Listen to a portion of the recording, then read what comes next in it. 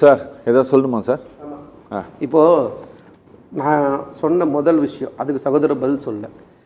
முதலமைச்சர் எந்த பொருள்ல சொன்னார் கதவு சாத்து? முதலமைச்சர் சொன்னதெல்லாம் விடுங்க சார். இல்ல நீங்கள் இல்ல நீங்க திரு மு.க. ஸ்டாலின் இது சட்டத்தின் ஆட்சியா சாத்தானின் ஆட்சியா இப்படிங்கிற வார்த்தைகளை எல்லாம் நீங்கள் ஏன் பயன்படுத்துகிறீர்கள்?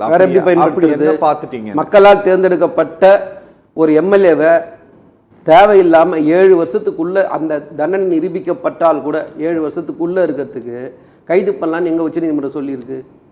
அதுக்கு தான் ஆளுக்கு ஏற்ற மாதிரி ரூல் சொல்றீங்கன்னு சொல்றேன். முதல்ல சகோதரர் என்ன சொன்னாரு, கரூர் சம்பவத்து அப்போ முதலமைச்சராக இருந்த மு.க. ஸ்டாலின் சொன்னாருன்னு அப்படின்னு சொன்னார். முதலமைச்சராக இருந்த மு.க. ஸ்டாலின் சொன்ன வார்த்தை என்ன தெரியுமா? எந்த தலைவனும் தான் தொண்டன் இறப்பதை விரும்ப மாட்டான்னு தான் சொன்னார். இதான் பதிவு பண்ணப்பட்ட வேற வழக்கு. அது செந்தில் பாலாஜியோட கைது அப்போ, நீதியோட பஞ்சாயத்து அப்போ அது சொன்னது. ஓகேங்களா? நாங்க இப்ப கரூர் சம்பவத்தை பத்தி பேசுறோம், ஆதவர்ஜினா பேசுறதை பத்தி பேசுறோம், இவரு ஜோசப் விஜய் பேசுறதை பத்தி பேசுறோம். இதுக்கு எதுக்குமே பதில் சொல்லாம சட்டத்துக்கு எதிராக நீங்க போய் செய்யும் போது சாத்தானோட ஆட்சின்னு சொல்லாம வேற எதை சொல்றதுன்னு கேட்கிறேன். இந்த 70 நாள் ஆகுதுன்னு வச்சுப்போம். இந்த 70 நாள்ல நீங்க போலீஸ சட்டத்தை உங்களுக்கு ஏத்த மாதிரி வளைச்சிங்களா வளைக்கலையா? எவ்வளவு உதாரணம் சொல்ல முடியும்னு சொல்லட்டுமா?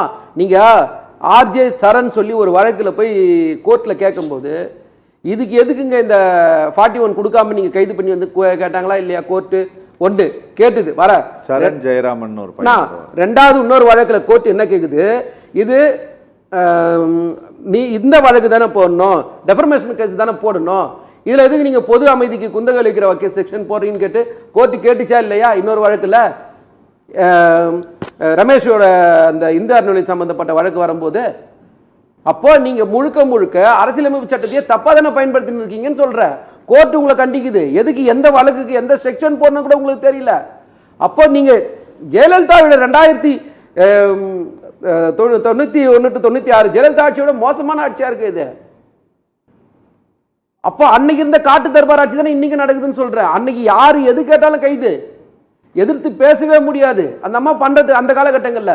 அதே மாதிரி இன்னைக்கு ஒரு இது எதுக்கெல்லாம் பேசணுமோ அதுக்கெல்லாம் பேசல. இன்னைக்கு சார் நீங்க ஜோசப் விஜய் பெரம்பூர்ல வந்திருக்க வீடியோ வச்சு ஜந்தர் மந்திர போராட்டத்தில் கலந்துக்கிட்டாருன்ற மாதிரி ஒரு ரீல்ஸ் உருவாக்குறாங்க தாவேகா. அப்போ பொய்யான ரீல்ஸ் பொய். அப்ப அந்த மாதிரியான தவறானது பண்றவங்களுக்கு எல்லாம் என்ன தண்டனை கொடுக்க போறீங்க? எந்த செக்ஷன்ல வழக்கு பதிவு பண்ண போறீங்க? அவங்க எத்தனை பேரை கைது செய்ய போறீங்க? ஆட்சிக்கு வந்ததுல இருந்து இந்த நிமிஷம் வரைக்கும் ஃபேக் நரேட்டிவ் தான் செட் பண்றீங்க. ஒரிஜினலா இதான் பிரச்சனை, இதான் தீர்வு எங்கேயாவது ஒரு இடத்துல பேசியிருக்காரா ஜோசப் விஜய்? நான் கேட்ட ஒரே கேள்வி ஜோசப் விஜய் சார், போலீஸ் காவல்துறை இந்த ஆட்சியின் கீழ் தவறாக பயன்படுத்தப்படுகிறதுங்கிறது உங்க குற்றச்சாட்டா? 100%. ஓகே, நாங்க திரும்பவும் சொல்றோம், நீங்க உங்களுக்கு வேணுன்றதுக்காக நீங்க ஃபெலிக்ஸ் மேல இருக்கிற குண்டாசை நீங்க எடுத்துக்கிறீங்க. நீங்க ஆட்சிக்கு வந்து தான் ஃபெலிக்ஸ் மேல இருந்த குண்டாசை நீங்க எடுத்தீங்க. சங்கர் மேல இருந்தது எடுத்தாங்க.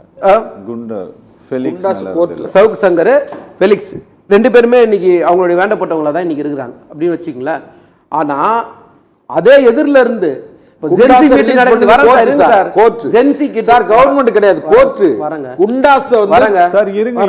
போட்டிருக்காங்களா இல்லையா நான் சொல்றேன், வெயிட் பண்ணுங்க.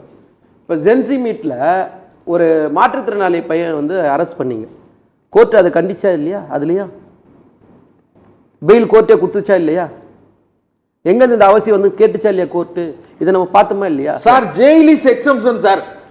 பெயில் அதை தானங்க நானும் சொல்றேன். ஆளுக்கு ஏத்த மாதிரி ரூல்ஸ் போடுறீங்கன்னு தானே சொல்றேன். நானும் அதையே தான் சொல்றேன். நீங்க வழக்கறிஞர், எல்லாரும் வழக்கறிஞர் தெளிவாக 7 வருஷத்துக்கு உள்ள இருக்கிறதுக்கு அவசியம் இல்லைன்னு உச்சநீதிமன்றம் சொல்லுது. Okay okay okay